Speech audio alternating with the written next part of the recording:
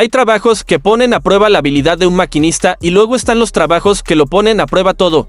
Su paciencia, sus nervios, sus instintos construidos durante décadas en el banco. Lo que estás a punto de ver es del segundo tipo. La pieza que está ahora mismo sobre el banco de trabajo es el soporte del motor extraído de un Bugatti Chiron accidentado, uno de los hiperdeportivos más exclusivos, más caros y más implacables jamás construidos. Y está roto, partido limpiamente. Su expresión no revela mucho, pero puedes notar que ya está pensando 3 pasos por delante. El daño es significativo. El soporte se ha fracturado a través de su cuerpo principal. No es una grieta superficial que podrías pasar por alto en una inspección rápida, sino una rotura estructural completa. Y no es el único problema. Algunas secciones del aluminio muestran una textura opaca de fundición que ha sido alterada y parece golpeada. La interpretación de Bob.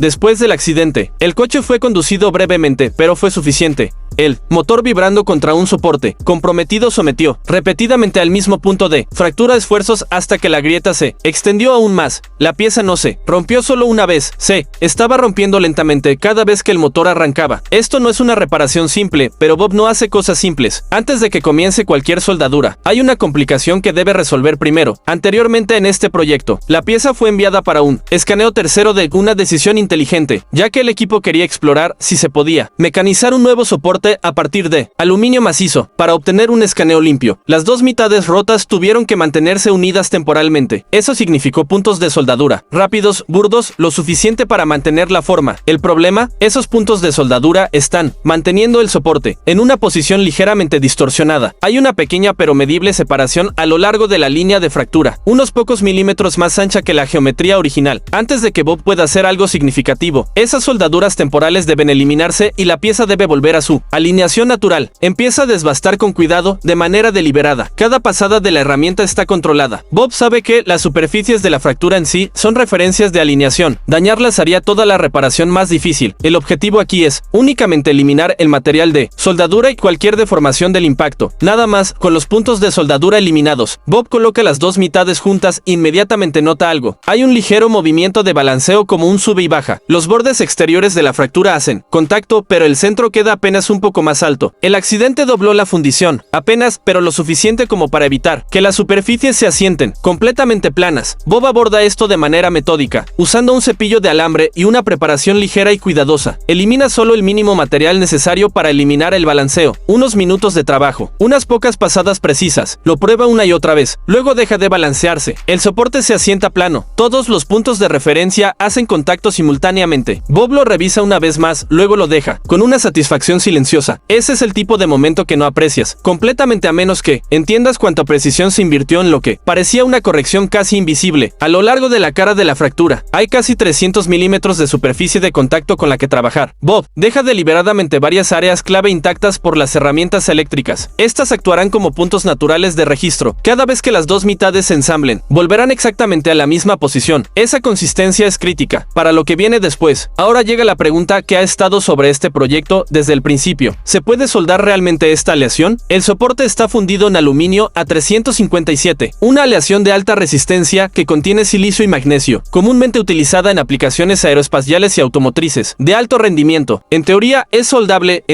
pero el aluminio fundido es notoriamente complicado. Porosidad, contaminación atrapada dentro de la fundición, comportamiento inesperado de la aleación bajo el calor. Estas son las cosas que pueden convertir una reparación prometedora en un desastre agrietado e inutilizable. Ninguna cantidad de planificación responde completamente a la pregunta. Solo una soldadura de prueba real lo hará. Bob prepara la prueba. Selecciona una varilla de aporte 4047. Fluye más suavemente que la alternativa 443, lo cual importa aquí porque la geometría de la reparación requerirá rellenar espacios. También planea añadir placas de refuerzo, por lo que la resistencia pura del material de aporte importa, un poco menos que su manejabilidad. Enciende el arco. Durante unos segundos nadie respira. El baño de fusión se forma, limpio. El cordón se deposita suave y consistente. A medida que el aluminio se funde, pequeñas burbujas suben a la superficie. El magnesio dentro de la aleación se quema a medida que las impurezas escapan. Es normal.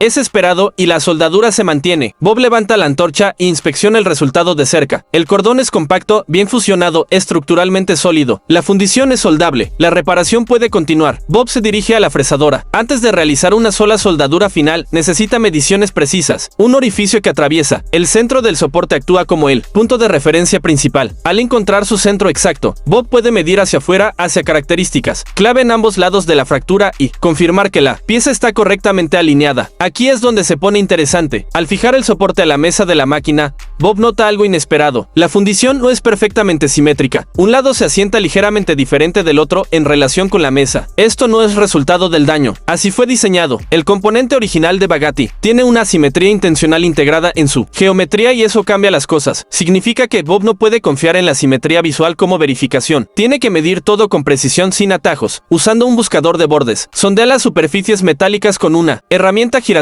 que detecta la posición exacta de cada borde. Lentamente, cuidadosamente, construye un mapa de la geometría del soporte y compara las medidas en ambos lados de la fractura. Algunas características no se pueden alcanzar directamente, así que Bob trabaja alrededor de ellas, utilizando puntos de referencia cercanos para reconstruir la geometría. El resultado, una diferencia de solo 0,6 milímetros en toda la pieza. Cada lado está desviado aproximadamente 0,3 milímetros. Para un componente de este tamaño y complejidad, en una pieza que fue rota y realineada manualmente, ese número es extraordinario. Bob asiente lentamente cuando lo ve. Suficientemente bueno no está en su vocabulario, pero esto es realmente excelente. La etapa final de soldadura es donde todo se une o se desmorona. Bob comienza precalentando toda la pieza alrededor de 200 grados centígrados. Esto es innegociable con aluminio fundido. Soldar una fundición fría crea gradientes térmicos violentos. El metal se expande de forma desigual y el estrés agrieta lo que estás intentando reparar. El precalentamiento lleva toda la pieza a una temperatura estable para que el calor de la antorcha no llegue como un choque. Una vez que el soporte está a temperatura y fijado de manera segura a la mesa de soldadura, Bob comienza la secuencia principal de soldadura. Los bordes biselados a lo largo de la fractura permiten que el material de aporte penetre profundamente en la unión. La pieza necesita enfriarse lentamente. Una caída rápida de temperatura después de soldar podría introducir deformaciones o tensiones residuales que arruinen todo. El enfriamiento controlado, gradual y uniforme, es el paso final del proceso. Después de la limpieza, el soporte pasa a medición de precisión, inspeccionado por una máquina de medición por coordenadas que toca físicamente puntos clave y registra sus posiciones